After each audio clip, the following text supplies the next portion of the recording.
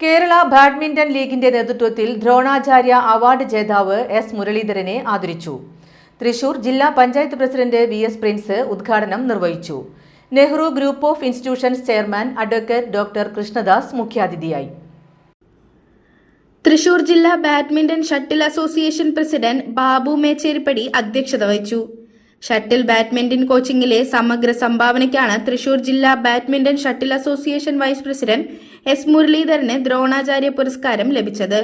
തൃശൂർ ജില്ലാ badminton shuttle association secretary Jose Xavier, ജില്ലാ sports council president K R. Sambasivan, ജില്ലാ സ്പോർട്സ് കൌൺസിൽ എക്സിക്യൂട്ടീവ് കമ്മിറ്റി അംഗം Igni Mathew, Manjilas food tech private limited M D. Santhosh Manjila, KBSA vice പ്രസിഡന്റുമാരായ Saijan Stephen, M.N. Shaji, senior vice president Peter Joseph, joint secretary P.O. Joy, KBL convener Jofi Joseph, treasurer Joy K. Antony എന്നിവർ സംസാരിച്ചു.